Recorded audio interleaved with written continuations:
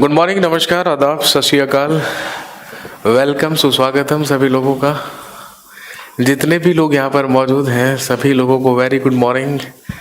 Nitish, Vinayak, Arun, Dhirendra, Akash, Ashish, Tina, Anjali, Devraj, Jay, Tanya, Deepu, Suraj, Thakur, Vishal, Gaurav, Vishnu, Suraj, Arjun, Akash, Monika Pawar, Dhananjay, Sanjeev, Rajan and etcetera. जी, तो हम कहाँ तक पहुँच चुके थे? सर आज तो कटिंग एंड शेविंग करवा ली आपने। जी हाँ, बिल्कुल करवा ली यार। करवाई नहीं है मतलब खुद ही कर ली।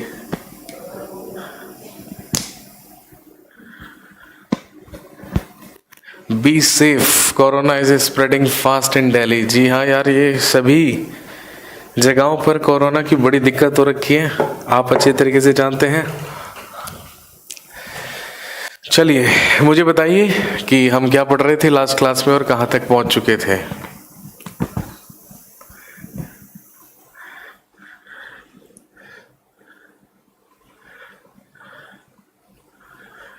अनुसूची 7। जी बिल्कुल ठीक। चलिए स्टार्ट करते हैं। हम पढ़ रहे थे कॉन्स्टिट्यूशन ऑफ इंडिया।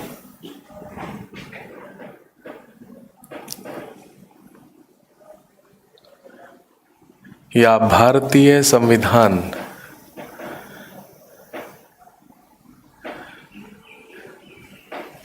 और इसमें हम बात कर रहे थे about the schedules of the constitution.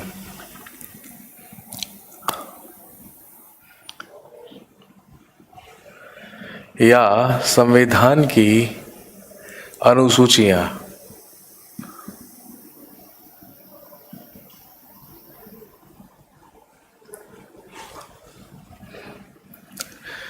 Schedule 1 से लेके शेड्यूल 7 तक हम लिख चुके थे और उसी के आगे से कंटिन्यू करेंगे।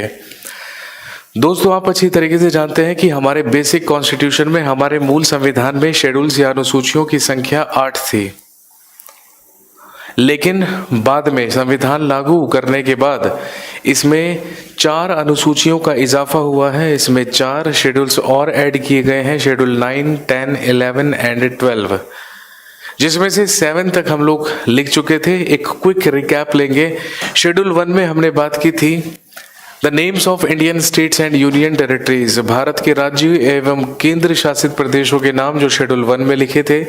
शेड्यूल 2 में हमने बात की थी about the salaries, allowances and the pensions of different government officials, Bharat के या भारतीय राज्य व्यवस्था के विभिन्न पदाधिकारियों के वेतन भत्ते और पेंशंस का उल्लेख शेड्यूल 2 में किया गया है। शेड्यूल 3 में हमने बात की थी about the oath of different government officials, राज्य व्यवस्था के विभिन्न पदाधिकारियों की शपथ ग्रहण का जो उल्लेख है वो शेड्यूल 3 में किया गया था। इसके बाद शेड्यूल 4 में हमने बात की थी about the allocation of members of Rajya Sabha from state legislative assemblies, राज्यों की विधानसभाओं से राज्यसभा के सदस्यों का आवंटन, ये हमने शेड्यूल 4 में लिखा था। इसके बाद शेड्यूल 5 में हमने बात की थी कि एससीज और एसटीज के क्षेत्रों के लिए विशेष प्रशासनिक प्रावधान किए गए हैं शेड्यूल 5 में। कहने का मतलब स्पेशल प्रोविजंस फॉर एससीज एंड एसटीज। जब हम भाग 16 पढ़ेंगे special provisions for special categories, तो आपको समझ में आ जाएगा कि वो कौन कौन से स्पेशल प्रोविजंस हैं जो एससीज और एसटीज के लिए किए गए हैं। इसके बाद हमने बात की थी शेड्यूल 6 में about special provisions for special administrative areas, या विशेष प्रशासनिक क्षेत्रों के लिए विशेष प्रावधान जो शेड्यूल 6 में किए गए। और इसमें हमने 4 उत्तर पूर्वी राज्यों के बारे में बात की थी जिन्हें विशेष राज्य का दर्जा प्राप्त है। और विशेष राज्य का दर्जा इसलिए प्राप्त है क्योंकि वहां पर रिसोर्सेज कंपैरेटिवली एक नॉर्मल स्टेट से कम है और वो रिमोट एरियाज हैं, वहाँ पर पहुँच पाना या वहाँ पर ट्रांसपोर्टेशन की जो फैसिलिटी है वो उतनी कारगर नहीं है जितनी एक नॉर्मल स्टेट में होती है, इसीलिए उन्हें विशेष प्रशासनिक क्षेत्रों का दर्जा दिया गया है। और हम सब जानते हैं दो प्रकार के राज्य, दो प्रकार के क्षेत्र होते हैं, एक सामान्य राज्य और एक विशेष राज्य। अगर आप सामान्य राज्य के बारे में बात करें तो हम सब जानते हैं in the development of that particular state, उस राज्य में विकास के लिए 90% कॉन्ट्रीब्यूशन जो होता है वो स्टेट गवर्नमेंट का होता है और 10% कॉन्ट्रीब्यूशन सेंटर करती है या केंद्र करता है। लेकिन वो राज्य जिन्हें विशेष प्रशासनिक क्षेत्र या विशेष राज्यों का दर्जा प्राप्त है, वहां पर 90% फंड्स जो होते हैं वो केंद्र से जाते हैं और 10% कंट्रीब्यूशन उस राज्य का रह जाता है। इसीलिए हमने उनको स्पेशल एडमिनिस्ट्रेटिव एरियाज कहा है, क्योंकि अगर हम अपने राज्यों से उन राज्यों को कंपेयर करें तो डेफिनेटली रिसोर्सेज की कंपैरेटिवली कमी है वहां पर, अगर आप अपने राज्यों से उनको कंपेयर करेंगे तो। इसके बाद शेड्यूल 7 में हमने बात की थी संविधान की 3 सूचियों के बारे में या 3 लिस्ट के बारे में, that is union list, state list and concurrent list. संघ सूची, राज्य सूची और समवर्ती सूची, ये क्या क्या है, इनमें कौन कौन से विषय आते हैं। और मैंने आपको बताया था संघ सूची में वो विषय हैं जिन पर केंद्र कानून बनाती है, राज्य सूची में वो विषय हैं जिन पर राज्य कानून बनाता है, और समवर्ती सूची में वो विषय हैं जिन पर दोनों ही कानून बना सकते हैं, केंद्र भी और राज्य भी। इनमें कितने कितने सब्जेक्ट्स हैं ये हमने लिख लिया था, और उनके कुछ महत्वपूर्ण जो सब्जेक्ट्स हैं, जो विषय हैं, वो हमने लिख लिए थे। तो हम यहाँ तक पहुँच चुके थे शेड्यूल 7 तक। आज हमें शुरुआत करनी है शेड्यूल 8 तक। जो लोग नहीं जुड़े हैं फटाफट से जुड़ जाइए, बस हम लोग क्लास स्टार्ट करने वाले हैं। और रही बात आपके जो भी क्वेश्चंस और डाउट्स हैं, तो अभी हम लगातार 8:10 हो चुके हैं, तो अभी हम लगातार 1 घंटे तक पढ़ाई करते हैं, 1 घंटे तक चीज़ें समझते हैं। उसके बाद आप जो भी डाउट्स और आपके जो भी क्वेश्चंस हैं वो सारे के सारे यहाँ पर पूछ सकते हैं। तब तक आपको केवल और केवल टॉपिक पर ध्यान देना है और आगे बढ़ना है। चलिए दोस्तों स्टार्ट करते हैं बिना देरी करे। नेक्स्ट लिख लीजिए शेड्यूल 8 ऑफ इंडियन कॉन्स्टिट्यूशन, संविधान की अनुसूची, संविधान की अनुसूची 8। और आप सब जानते हैं शेड्यूल 8 में, अनुसूची 8 में क्या है, इसमें है, लिख लीजिएगा, languages of the constitution. Languages of the constitution या संविधान की भाषाएं।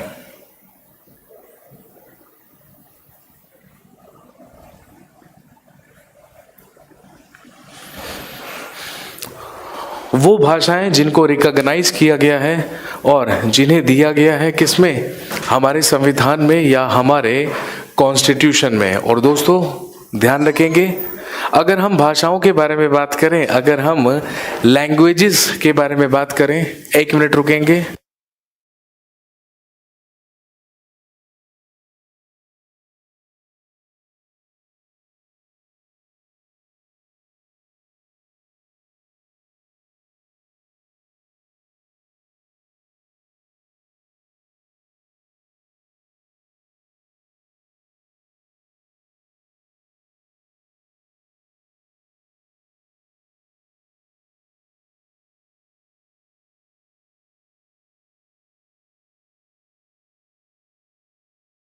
तो थोड़ी देर मैनेज करेंगे, थोड़ी देर में अपने आप सारी चीजें ठीक हो जाएंगी।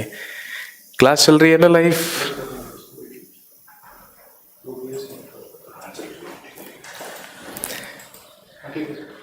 चल रहा है ना?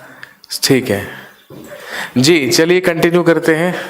आई होप एरर आ गया, एक बार रिफ्रेश मार लो भाई, अगर एरर आ गया है तो रिफ्रेश कर लीजिए। लाइट चली गई थी तो हो सकता है आप में से कुछ लोगों को वीडियो और ऑडियो क्लियर ना दिखाई और सुनाई दे रहा हो, तो प्लीज आप एक बार रिफ्रेश कर लीजिएगा। क्लास रिज्यूम हो चुकी है, कंटिन्यू हो चुकी है। चलिए सब कुछ प्रॉपरली चल रहा है जी। हम बात कर रहे थे शेड्यूल 8 के बारे में, अनुसूची 8 के बारे में, जिसमें संविधान की भाषाओं के बारे में उल्लेख किया गया है, about the languages of the constitution. हम सब जानते हैं जो हमारा बेसिक कॉन्स्टिट्यूशन था, जो हमारा मूल संविधान था, जिसे हमने 26 जनवरी 1950 को लागू किया था, उसमें संविधान की 14 भाषाओं का जिक्र किया गया था। There were 14 languages in our basic constitution. लेकिन संविधान लागू होने के बाद 3 बार हमारे संविधान में संशोधन किए गए, जिसके तहत पहले संशोधन में 1, दूसरे संशोधन में 3 और फिर तीसरे संशोधन में 4 भाषाओं को संविधान में ऐड किया गया। और आप अच्छी तरीके से जानते हैं कि अब in our modern constitution there are 22 languages. अब वर्तमान में हमारे आधुनिक संविधान में जो भाषाओं की संख्या है वो 22 है। और ध्यान रखेंगे, किसी भी भाषा को संविधान की भाषा बनने के लिए 2 चीजों की आवश्यकता होती है और 2 चीजों के आधार पर ही उन्हें संविधान में ऐड किया जा सकता है या संविधान की भाषा बनाया जा सकता है। सबसे पहली चीज, history of that particular language. जिस भी भाषा को हमें संविधान में जोड़ना है, संविधान में ऐड करना है, उस भाषा का इतिहास होना चाहिए। कहने का मतलब वो ऐतिहासिक तौर पर, वो ऐतिहासिक तौर पर सिद्ध भाषा होनी चाहिए, उसका कोई ना कोई इतिहास होना चाहिए। और दूसरी सबसे इंपॉर्टेंट चीज, हमारे पास उस भाषा की ग्रामर या व्याकरण होनी चाहिए। अगर कोई भाषा है जिसका हमारे पास इतिहास है और उसका हमारे पास व्याकरण भी है, हमारे पास उसका ग्रामर भी है, तो वो भाषा एलिजिबल हो जाती है संविधान की भाषाओं में ऐड करने के लिए। लेकिन ऐड करने का तरीका आप सब जानते हैं कि अगर संविधान में कुछ भी ऐड किया जाता है, कुछ भी रिमूव किया जाता है या कोई भी चीज़ उसमें रिफॉर्म्स के लिए चेंज की जाती है, तो उसके लिए संविधान में संशोधन करना क्या हो जाता है, अनिवार्य हो जाता है। तो संविधान संशोधन करके ही 3 बार संविधान संशोधन किए गए और जिसके तहत हमारे संविधान में 8 भाषाओं को और जोड़ दिया गया। लेकिन सबसे पहले हम लिखेंगे वो 14 भाषाएं जो हमारे बेसिक कॉन्स्टिट्यूशन में थी। फटाफट से लिखेंगे, लैंग्वेजेस ऑफ बेसिक कॉन्स्टिट्यूशन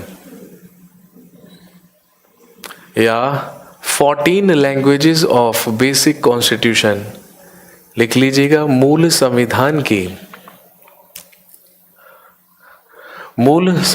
की 14 भाषाएं जो पहले से हमारे संविधान में एग्जिस्ट करती थी।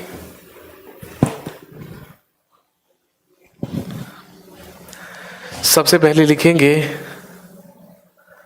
असमीज या असमी भाषा।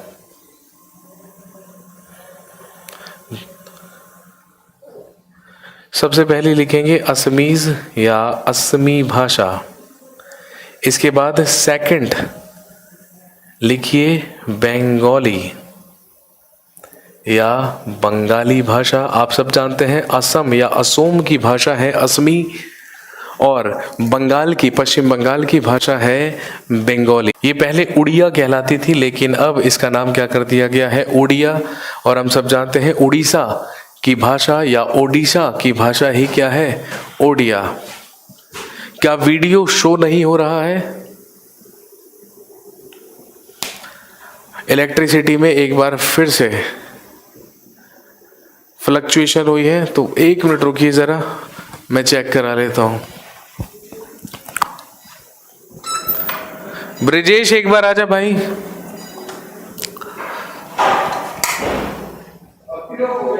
हाँ,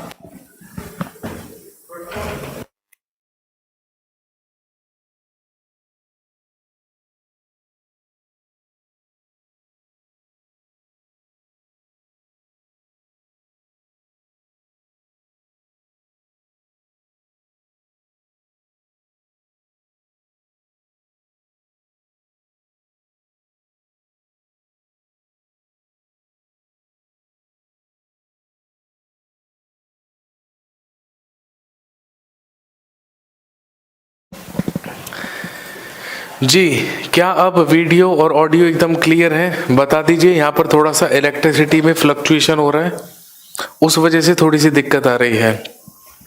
सिस्टम में कोई दिक्कत नहीं है, वो बार बार इलेक्ट्रिसिटी आ जा रही है, उसमें कुछ फ्लक्चुएशंस चल रहे हैं, इस वजह से दिक्कत हो रही है। ठीक है, चलिए सब क्लियर है। Okay, thank you very much.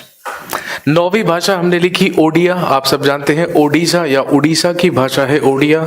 इसके बाद लिखिए पंजाबी। इसके बाद लिखिए पंजाबी, और हम सब जानते हैं पंजाब की भाषा ही क्या है, पंजाबी। नंबर 11 लिखिए संस्कृत। आप सब जानते हैं उत्तराखंड की स्टेट लैंग्वेज या राजभाषा ही क्या है, संस्कृत है। इसके बाद लिखिए तमिल, और हम सब जानते हैं तमिलनाडु की ही भाषा क्या है, तमिल। नंबर 13 तेलुगु। आंध्र प्रदेश और तेलंगाना की भाषा ही क्या है, तेलुगु। और लास्ट लिखेंगे उर्दू। और आप अच्छी तरीके से जानते हैं उत्तर प्रदेश की 2 राज्य भाषाओं में एक हिंदी है और दूसरी ही क्या है, उर्दू। ये वो 14 लैंग्वेजेस हैं जो हमारे मूल संविधान में थी, जो हमारे बेसिक कॉन्स्टिट्यूशन में एग्जिस्ट करती थी।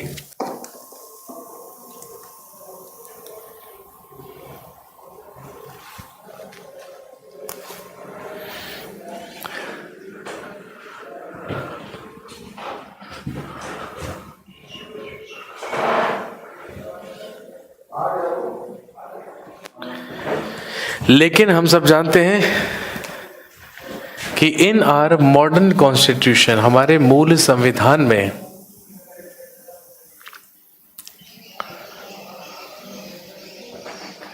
हमारे मॉडर्न कॉन्स्टिट्यूशन या हमारे आधुनिक संविधान में अब जो भाषाओं की संख्या है वो बढ़कर कितनी हो चुकी है, 22 हो चुकी है। अब हमें याद करना है कि कौन कौन सी भाषाएं हैं जिन्हें बाद में ऐड किया गया था। तो ध्यान रखेंगे, नंबर 15 वॉज लैंग्वेज सिंधी। 15वें नंबर पर सिंधी भाषा को जोड़ा गया। और कब जोड़ा गया, लिख लीजिएगा, added by 21st constitution amendment. 21st constitution amendment जो कब हुआ, 1967 में। 1967 में, 1967 में नंबर 8 पर क्या है मेरे भाई, मराठी। नंबर 8 पर मराठी लिखा है। नंबर 5 पर क्या लिखा है, कन्नड़, कर्नाटका की भाषा कन्नड़। अभी तक आप नंबर 5 पर ही हैं, कहानी 15 तक पहुंच गई है। 21वां संविधान संशोधन,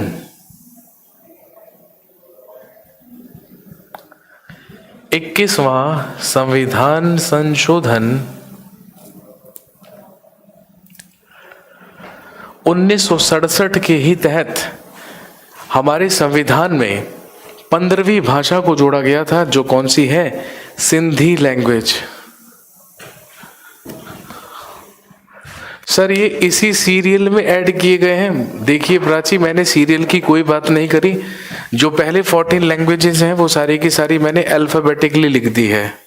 आप देख सकते हो साफ साफ ए से लेके यू तक वो सारी की सारी मैंने अल्फाबेटिकली लिखी है। हाँ, लेकिन जो हम मॉडर्न कॉन्स्टिट्यूशन की लैंग्वेजेस लिख रहे हैं वो इसी ऑर्डर में ऐड की गई हैं जिस ऑर्डर में मैं आपको लिखवा रहा हूँ। हालांकि ऑर्डर आपसे एग्जाम में कभी नहीं पूछा जाएगा, मैक्सिमम आपसे अमेंडमेंट पूछेंगे या अमेंडमेंट का नाम देकर भाषा पूछेंगे कि कौन सी है। इसके बाद ध्यान रखेंगे, इसके बाद हमारे संविधान में ऐड की गई 3 भाषाएं, जो कौन कौन सी थी, लिख लीजिएगा, नेपाली, मणिपुरी और कोंकणी। नेपाल से लगे हुए जो उत्तर प्रदेश का भाग है, उत्तर प्रदेश का एरिया है, उस भाग में नेपाली का इस्तेमाल होता है, आप सब जानते हैं। मणिपुर की भाषा है मणिपुरी, और आप सब जानते हैं गोवा और कोंकण तट में क्या बोली जाती है, कोंकणी बोली जाती है। और ध्यान रखेंगे इन तीनों की तीनों भाषाओं को ऐड किया गया, लिख लीजिए, बाय 71st कॉन्स्टिट्यूशन अमेंडमेंट, 71वां संविधान संशोधन, जो कब हुआ? 1992 में, बाय 71st कॉन्स्टिट्यूशन अमेंडमेंट 1992। 71वां संविधान संशोधन करके 1992 में ये 3 भाषाएं हमारे संविधान में जोड़ी गई, जो कौन सी थी? नेपाली, मणिपुरी और कोंकणी। और हम सब जानते हैं हमारे संविधान में जो भाषाओं की संख्या थी वो बढ़कर कितनी हो गई? 18, वो 18 हो गई।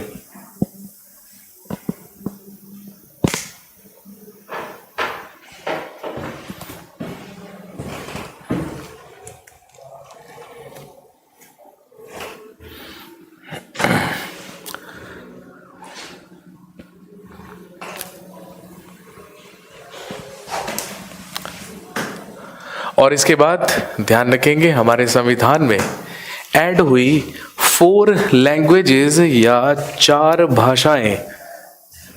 MBBS से याद रखेंगे MBDS, वो 4 भाषाएं कौन कौन सी थी? लिखेंगे सबसे पहली मैथिली, दूसरी बोडो, तीसरी डोगरी और चौथी संथाली। बिहार की भाषा है मैथिली, आप अच्छी तरीके से जानते हैं। असम और नागालैंड की भाषा है बोडो। हिमाचल और जम्मू की भाषा है डोगरी। और हम सब जानते हैं झारखंड की भाषा है संथाली। इन 4 भाषाओं को एक साथ जोड़ा गया। 9th पर क्या है? 9th पर ओडिया लिखा है मेरे भाई। और ध्यान रखेंगे इसे जोड़ दिया गया बाय 92nd कॉन्स्टिट्यूशन अमेंडमेंट 2003 के द्वारा। 2003 में हमारे संविधान में 92nd अमेंडमेंट हुआ या 92वां संशोधन हुआ। उसी के तहत ये 4 भाषाएं हमारे संविधान में जोड़ दी गई, जो थी मैथिली, बोडो, डोगरी और संथाली।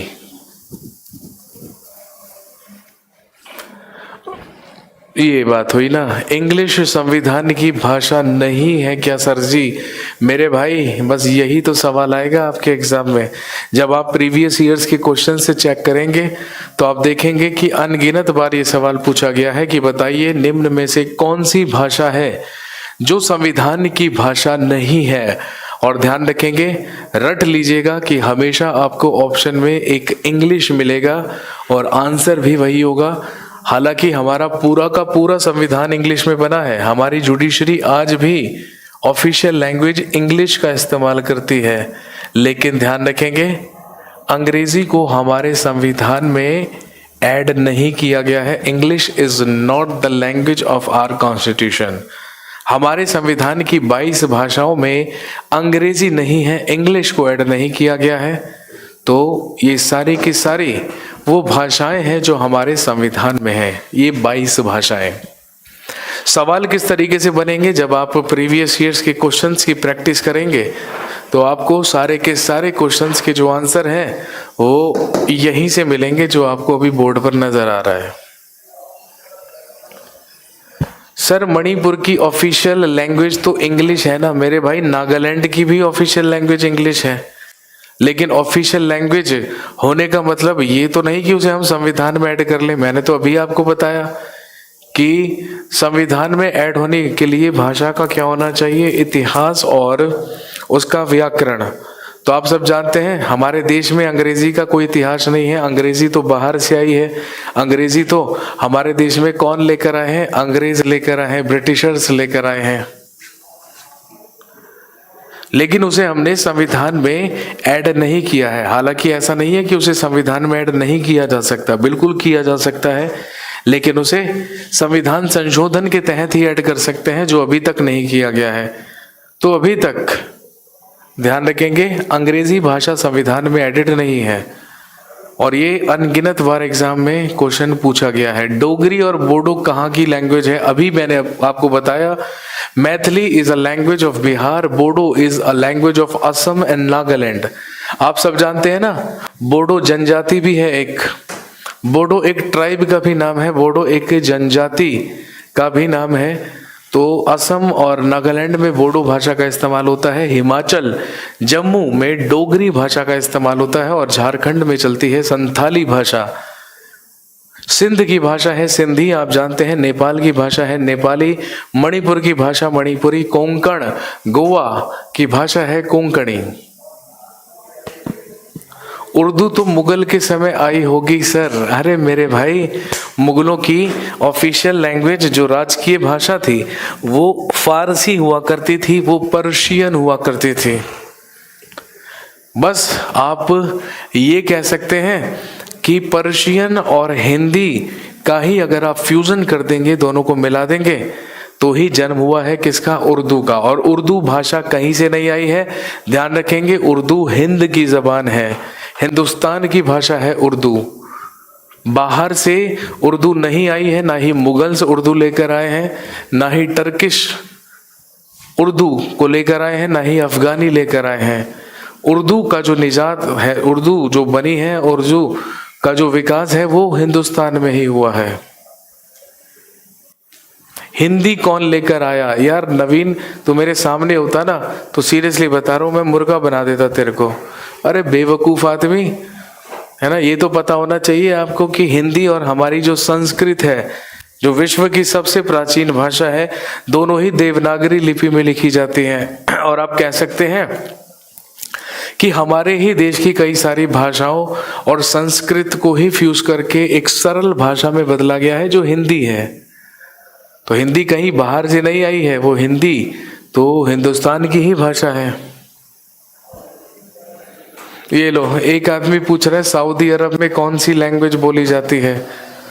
अब खुद ही तेरे सवाल में जवाब छुपा हुआ है, जो क्वेश्चन आपने करा है उसी में आंसर है।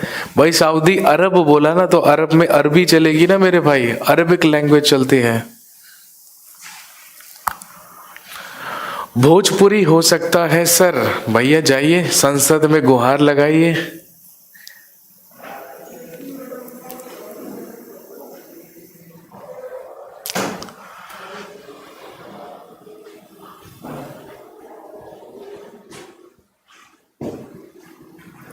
सर जो चीजें आपको छोटी लगती हैं प्लीज उसे भी बोल दिया करें, हम लिख लेंगे। क्या कहाँ जाएंगे लिखकर, कहाँ लेकर जाएंगे बताइए। चलिए आगे बढ़ते हैं। ये है शेड्यूल 8 ऑफ इंडियन कॉन्स्टिट्यूशन। तो कहने का मतलब ये वो 8 अनुसूचियां हैं, ये वो 8 शेड्यूल्स हैं जो बेसिक कॉन्स्टिट्यूशन में ही हमारे पास थे। और आप सब अच्छी तरीके से जानते हैं कि इसके बाद संविधान संशोधनों के द्वारा ही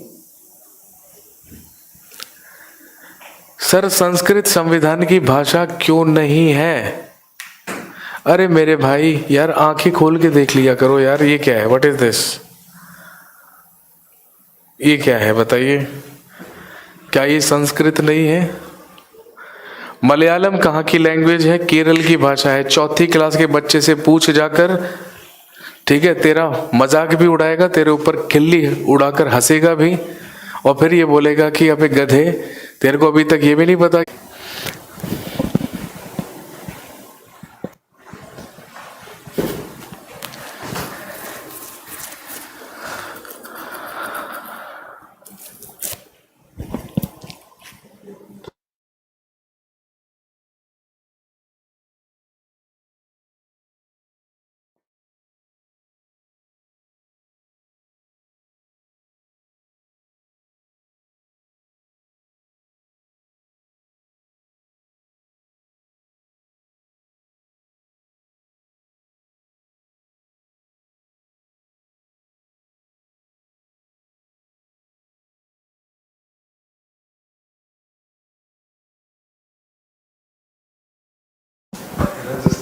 मेरे हाथ में नहीं है ना। अब मैं बिजली देवता तो हूं नहीं, विद्युत, ना ही मैं विद्युत मंत्री हूं, ना ही मैं विद्युत देव। फिर रुक गई है। चलिए मुझे नहीं पता आप मुझे देख पा रहे हैं या नहीं देख पा रहे हैं।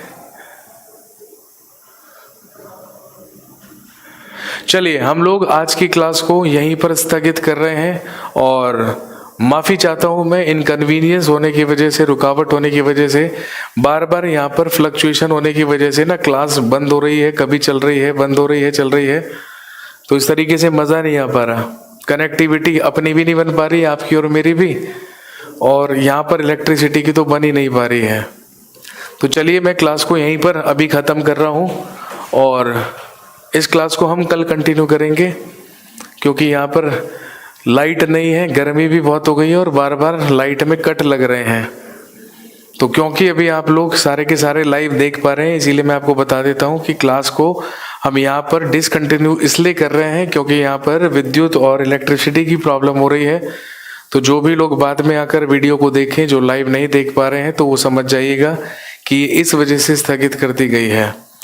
हिस्ट्री वाला चलेगा मेरे भाई, आई होप कि तब तक सारी की सारी परेशानियां ठीक हो जाएंगी। बाकी मैं अभी जाकर एक बारी पता कर लेता हूं कि क्या सीन है, और अगर लाइट रहेगी प्रॉपर तरीके से तो डेफिनेटली क्लास होगी, क्योंकि मैं पूरी तरीके से यहाँ पर अवेलेबल और मौजूद हूँ। तो थैंक यू वेरी मच आप लोगों के साथ के लिए और मेरी बात को समझने के लिए। तो आप ऐसे ही खुश और आबाद रहिए, घर पर रहिए, सुरक्षित रहिए, और हैव अ नाइस डे। आपका दिन शुभ हो, और उसके बाद हम मिलते हैं आपसे अगली क्लास में हिस्ट्री स्पेशल में, अगर सब कुछ ठीक रहा तो। थैंक यू वेरी मच, शुक्रिया।